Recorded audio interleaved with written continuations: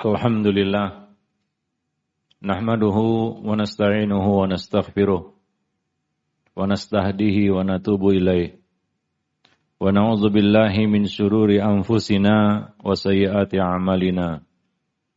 Man yahdihillahu fahuwal muhtadi wa man yudlil falan tajida lahu waliyan mursyida. Amma ba'd.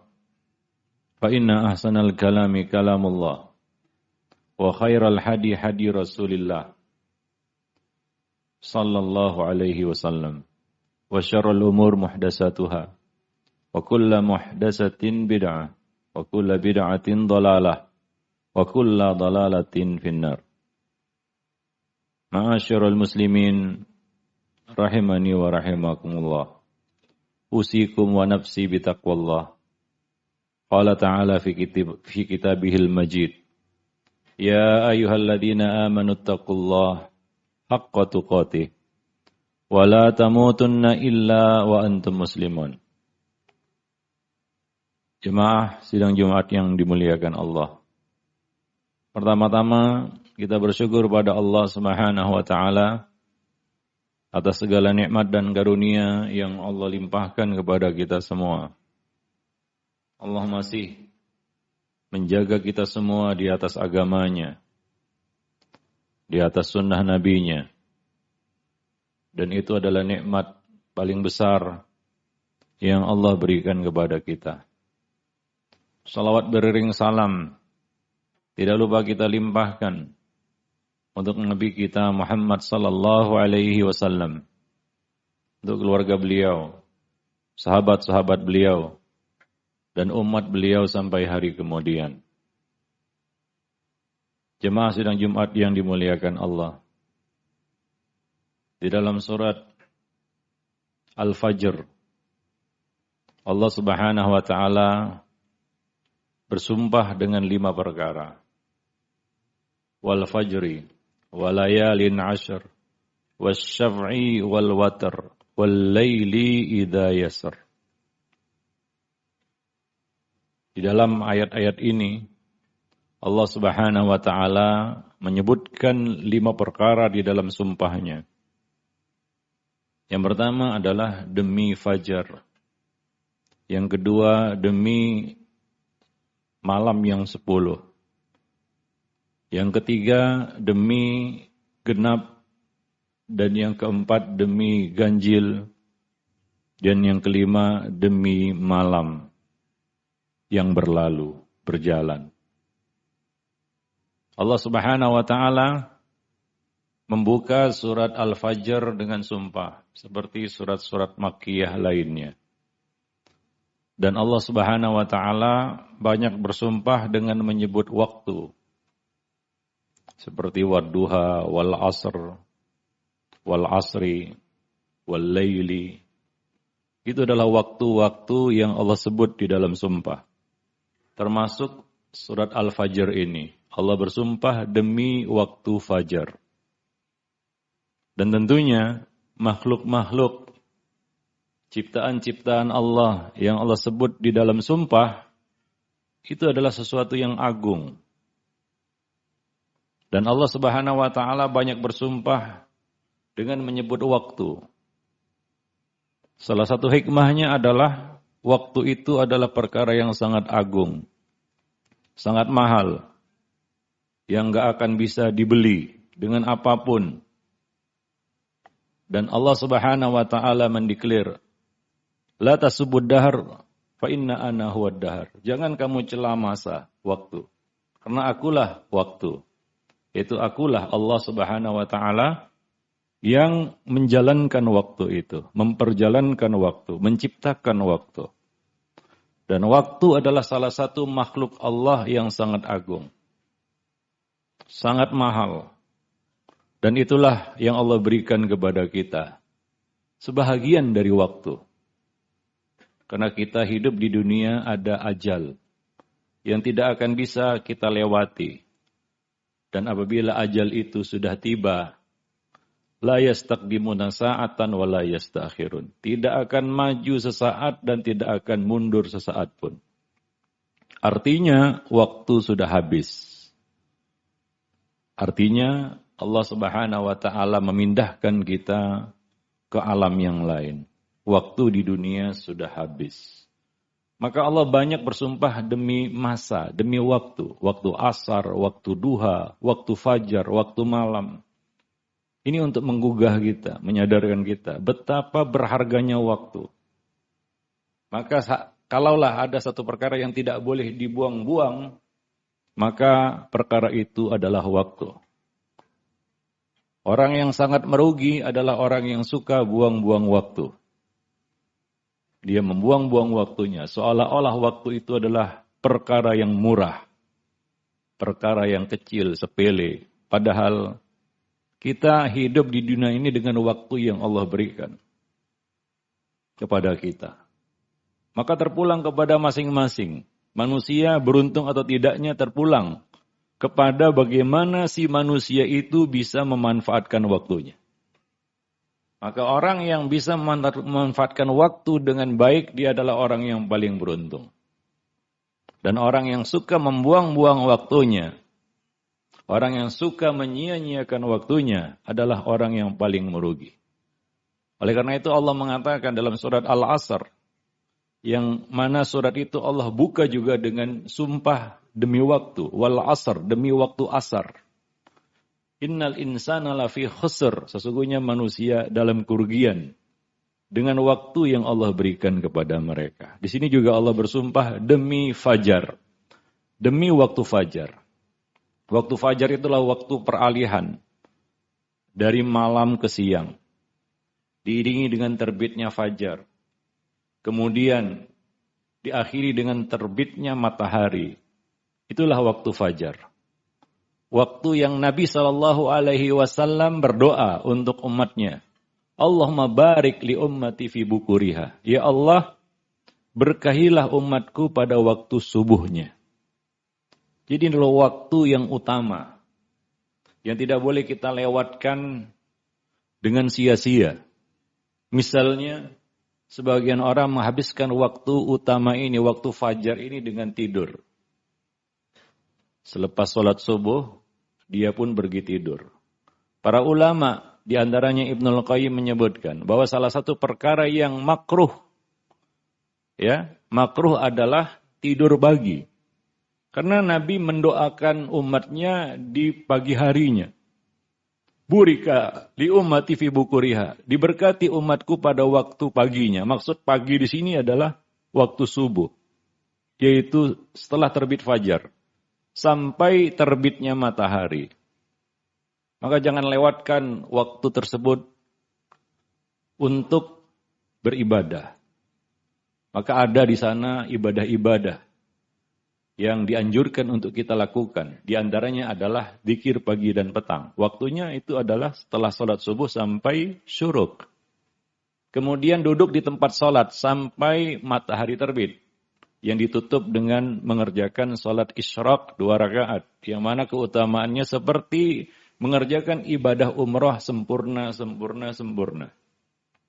Ada satu doa yang selalu dibaca Nabi pada waktu fajar ini. Setelah waktu fajar, setelah mengerjakan sholat fajar. Doa ini tidak pernah dilewatkan Nabi. Yaitu Allahumma inni as'aluka ilman nafi'an. Wa rizqan tayyiban. Wa amalan mutaqabbala. Ya Allah, aku memohon kepadamu ilmu yang bermanfaat, rezeki yang baik, dan amal yang diterima.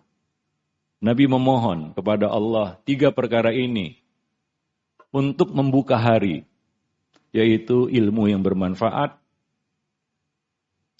rezeki yang baik, dan amal yang diterima. Jadi waktu fajar adalah waktu yang luar biasa. Dengan terbitnya fajar, ada 2 ibadah yang berkaitan dengannya. Yang pertama adalah ini adalah waktu mulai puasa bagi orang yang berpuasa. Ketika terbit fajar, maka dia harus menahan diri dari makan dan minum dan segala pembatal-pembatal puasa. Yang kedua adalah terbitnya fajar, pertanda sudah halalnya, sudah bolehnya kita mengerjakan sholat subuh. Yaitu tibanya waktu sholat subuh. Maka dibuka dengan salah satu salat sunat yang disebut sebagai salat sunat fajar. Yang mana salat sunnah ini berbeda dengan salat-salat sunnah rawatib lainnya. Bedanya di mana? Nabi tidak pernah meninggalkan salat sunnah fajar ini dimanapun dan kapanpun. Baik pada saat beliau mukim maupun saat beliau sedang safar. Beliau tetap mengerjakan salat sunnah fajar ini. Berbeda dengan salat-salat sunnah rawatib lainnya. Yang mana keutamaannya adalah bahwa salat 2 rakaat fajar ini lebih baik daripada dunia dan seisinya. Begitulah waktu-waktu utama ini. Dan Allah bersumpah demi fajar. Itu yang pertama. Yang kedua, walayalin asyar. Dan demi malam yang 10. Ada 2 penafsiran di sini. Yang pertama adalah malam yang 10 ini adalah 10 hari pertama bulan Dzulhijjah. Yang mana Nabi menyebutkan di dalam hadis tidak ada hari yang lebih baik untuk beramal saleh melebihi daripada 10 hari pertama bulan Dzulhijjah. Sampai jihad fisabilillah. Kecuali orang yang keluar dengan jiwa dan hartanya dan dia tidak kembali dengan apapun. Dalam hadis disebutkan seperti itu. Itu penafsiran pertama. Bahwa yang dimaksud dengan 10 malam ini adalah 10 hari pertama bulan Dzulhijjah. Penafsiran kedua adalah bahwa yang dimaksud dengan 10 malam yang disebutkan di dalam sumpah di dalam ayat tersebut adalah 10 malam terakhir bulan Ramadan. 10 malam terakhir bulan Ramadan. Banyak keutamaan 10 malam terakhir bulan Ramadan ini. Di antaranya adalah Allah memilih waktu itu sebagai waktu turunnya Al-Quran. Yang kedua, di 10 malam terakhir ini, salah satu malamnya Allah tentukan sebagai malam Lailatul Qadar. Malam yang lebih baik daripada 1000 bulan. Dan tentunya 10 malam bulan Ramadan ini terletak pada inti bulan Ramadan. Pada inti bulan Ramadan. Maka Nabi tidak pernah melewatkan 10 malam terakhir tersebut kecuali dengan beriktikaf. Nabi selalu dan senantiasa beriktikaf, memfokuskan diri untuk beribadah di 10 malam terakhir bulan Ramadan ini. Ada 2 penafsiran di situ. Mayoritas berpendapat pendapat yang pertama. Tapi kalau kita lihat rajihnya, maka lebih rajih pendapat yang kedua. Bahwa yang dimaksud dengan 10 malam, sesuai dengan teks ayat tersebut, yaitu 10 malam terakhir bulan Ramadan. Karena ada keutamaan Lailatul Qadar di situ. Lagi-lagi Allah Subhanahu wa taala bersumpah demi masa-masa yang utama, waktu-waktu utama yang tidak boleh kita lewatkan. Baik kita tafsirkan itu sebagai 10 hari pertama bulan Dzulhijjah ataupun 10 malam terakhir bulan Ramadan. Artinya apa? Di sana ada waktu-waktu utama yang tidak boleh kita lewatkan begitu saja. Contohnya 10 malam terakhir bulan Ramadan. Ini tidak boleh sama dengan malam-malam lainnya. Demikian pula 10 hari pertama bulan Dzulhijjah. Ini seharusnya tidak boleh sama dengan hari-hari lainnya. Kita harus memperbanyak ibadah di waktu-waktu tersebut. Oleh karena itu Ibnu Rajab mengatakan, di waktu-waktu utama seperti ini, seseorang boleh menamatkan Quran kurang dari 3 hari. Yang mana asalnya tidak boleh menamatkan Quran kurang dari 3 hari. Tapi di waktu-waktu utama tersebut, kita boleh melakukannya lebih. Maka dari itu diriwayatkan dari para ulama bahwa mereka menamatkan Quran setiap hari di waktu-waktu utama itu. Dan memperbanyak ibadah, memperbanyak amal soleh di waktu-waktu utama. Artinya kita tidak boleh menyamakan waktu-waktu utama ini dengan waktu-waktu yang lain. Lagi-lagi bagaimana kita bisa memanfaatkan waktu. Tapi mirisnya, di waktu-waktu utama ini banyak orang-orang yang lalai. Contohnya 10 malam terakhir bulan Ramadan. Kebanyakan manusia kehilangan fokus untuk beribadah. Justru sibuk dengan perkara-perkara yang tidak ada kaitannya dengan ibadah. Bahkan tidak ada kaitannya dengan bulan Ramadan. Contohnya sibuk mudik. Yang mana itu menyita waktu mereka dan menyebabkan terluputnya banyak amal-amal ibadah-ibadah yang seharusnya bisa dilakukan. Padahal itu waktu utama. Walayalin asyar. Dan demi malam yang 10.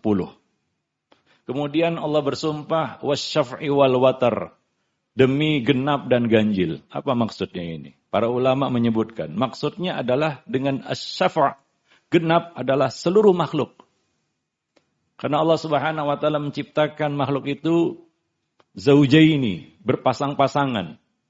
Berpasangan artinya pasti tidak satu, ada pasangannya, dua. Jadi yang dimaksud dengan demi genap adalah seluruh makhluk yang Allah ciptakan berpasang-pasangan. Yang dimaksud dengan watar, wasyaf'i wal watar adalah Allah Subhanahu wa taala. Itu yang pertama. Karena di dalam bacaan yang lain dibaca dengan wasyaf'i wal witr. Wasyaf'i wal witr. Dan Allah menamakan dirinya witr. Dalam hadis Nabi mengatakan, innallaha huwal witr wa yuhibbul witr. Sesungguhnya Allah itu witir, artinya tunggal, esa, dan menyukai bilangan witir. Yang kedua, Allah bersumpah dengan angka witir, yaitu demi witir. Karena Allah menyukai witir. Maka ibadah-ibadah banyak yang diulang 3 kali. Nabi sering mengulang 3 kali. Misalnya mengucapkan salam. Nabi tidak mengucapkannya sekali. Atau 2 kali. Nabi menuntaskannya, menggenapkannya, menyempurnakannya 3 kali. Dan banyak lagi perkara-perkara lain yang mana Nabi menyukai bilangan witir. Karena Allah menyukai witir. Kemudian yang terakhir, Allah Subhanahu wa taala bersumpah demi malam apabila berlalu. Demi malam apabila berlalu. Kalau kita mengacu kepada terjemahan Al-Quran, demikian diartikan. Demi malam apabila berlalu.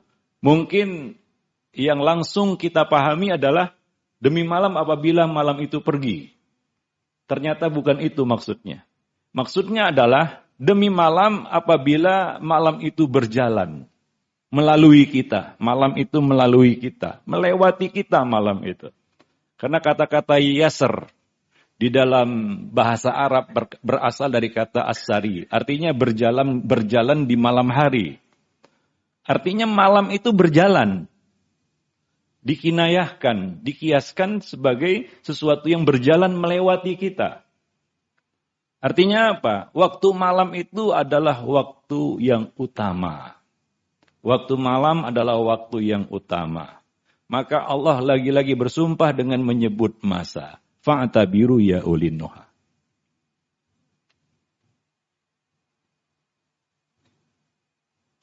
Alhamdulillah wassalatu wassalamu ala Rasulillah wa ala alihi wa ashabihi wa man tabi'ahum bi ihsanin ila yaumil qiyamah wa ba'd. Walaili idza yasar, dan demi malam apabila malam itu berlalu, yaitu berjalan melewati kita.